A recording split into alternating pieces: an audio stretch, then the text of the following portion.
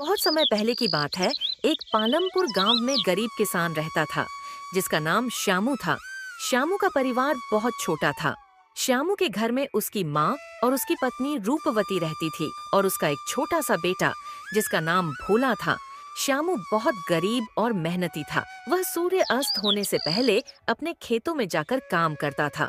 उसका सपना था कि वह अपने परिवार को अच्छे जीवन की ओर ले जाए, लेकिन वह हमेशा मौसम की मार झेलता था, जिसके कारण उसकी अच्छी फसल नहीं होती थी।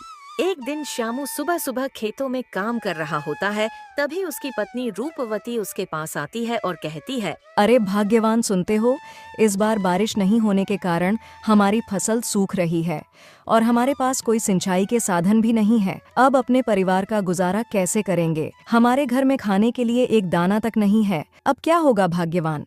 हाँ रूपवती, तुम सही कह रही हो। मैं भी खुद चिंतित हूँ। अगर इस बार बारिश नहीं हुई तो हमारा क्या होगा?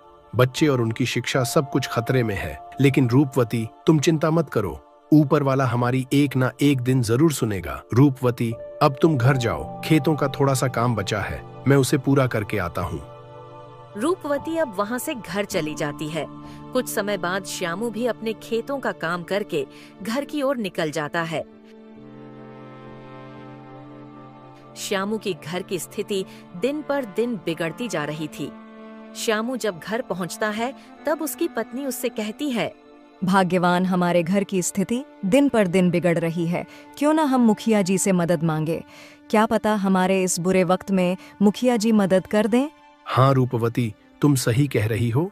हम सुबह ही मुखिया जी के घर जाएंगे और उनसे मदद मांगेंगे। रूपवती, मुझे बहुत तेज से प्यास लगी है, तुम जरा मुझे पानी ला कर दो।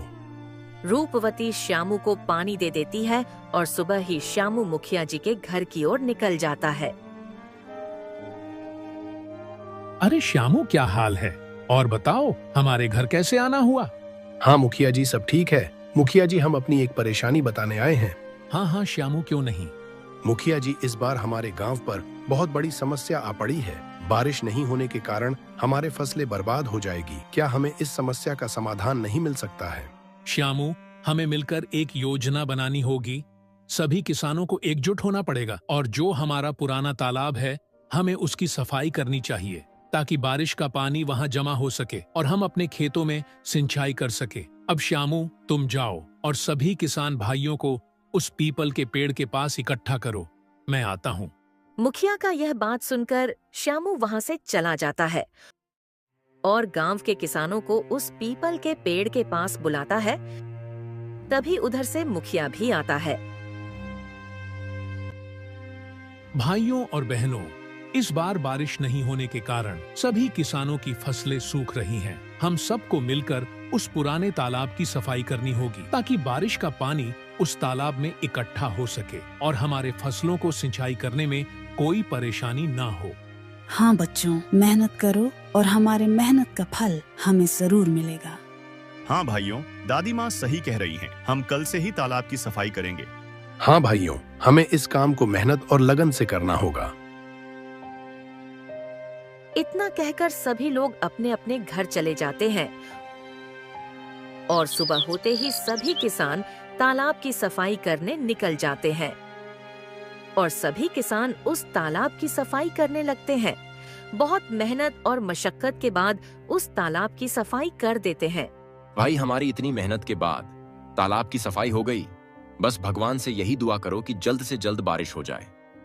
इतना कहकर सभी किसान अपने अपने घर चले जाते हैं और कुछ दिन ऐसे ही बीत जाते हैं और श्यामू अगले दिन देखता है कि बारिश का मौसम आ गया है और कुछ समय बाद ही बहुत तेजी से बारिश होने लगती है, जिससे सभी गांव वाले बहुत खुश होते हैं।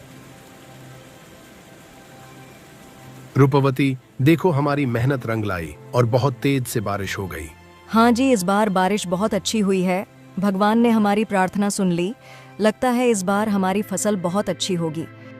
श्यामू, रूपवती और सभी गांव वाले बहुत खुश थे क्योंकि इस बार बहुत तेजी से बारिश होने के कारण उनके तालाब और खेतों में पानी भर गया था।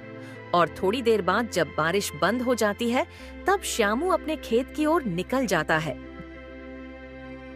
जब श्यामू अपने खेत पर पहुंचता है तब देखता है कि उसके खेत में फसलें लहलहा रही थी। वह खुशी से अपने घर आता है और अपने पत्नी रूपवती से कहता है, अरे रूपवती, सुनती हो, इस बार हमारे खेत में बहुत अच्छी फसल हुई है। क्या सच में? हे ऊपर वाले, तेरा लाख लाख शुक्र है। इस बार हमारे खेत में बहुत अच्छी फसल हुई है। और कुछ दिनों बाद ही सभी गांव वाले की फसल पककर तैयार हो जाती है। श्यामू और रूपवती खुशी खुशी फसल की कटाई करने निकल जाते हैं। फसल को पूरी अच्छी तरीके से कटाई करने के बाद श्यामू रूपवती से कहता है, अरे रूपवती, सुनती हो, इसमें से कुछ अनाज रख देते हैं अगले साल के रुपाई करने के लिए, और कुछ अनाज बेच देते हैं। उससे आए पैसे से हम भोला की शिक्षा में लगाएंगे। हाँ जी, आप सही कह रहे हो। रूपवती, हम इसमें से कुछ अनाज गांव में बेचने जा रहे हैं और बचे हुए अनाज तुम घर में रख दो। इतना कहकर श्यामू गांव की ओर निकल जाता है। मक्का ले लो मक्का, मक्का ले लो मक्का, सिर्फ 20 रुपए किलो, सिर्फ 20 रुपए किलो। तभी गांव का एक आदमी श्यामू से कहता है, अरे भैया, क्या बेच रहे हो? मक्का बेच रहा हूँ भैया। अरे भैया, ये मक्का कैसे रुपए किलो दिए? भैया, सिर्फ 20 रुपए किलो ही बेच रहा हूँ। भैया, 20 किलो मक्का मुझे भी दे दो। श्यामू उस आदमी को 20 किलो मक्का दे देता है और आगे निकल जाता है। ऐसे ही उसके गांव में श्यामू के सारे मक्के बिक जाते हैं। इस बार उसकी काफी अच्छी कमाई हो जाती है और मक्के को बेचकर श्यामू घर की ओर निकल जाता है। जब श्यामू घर पहुंचता है तब रूपवती से कहता है, अरे रूपवती, देखो, इस बार हमारी कितनी अच्छी कमाई हुई है। हाँ जी, ये सब ऊपर वाले की कृपा है। रूपवती, यह लो, पैसे भोला के शिक्षा के लिए रख दो। इस तरह से श्यामू की मेहनत और लगन से उसकी गरीबी दूर हो गई। हमें इस कहानी में संघर्ष, एकजुट और उम्मीद की भावना को दर्शाया गया है। श्यामू और उसके गांव वाले की मेहनत में उन्हें कठिनाई से उभार और उन्हें नया जीवन दिया।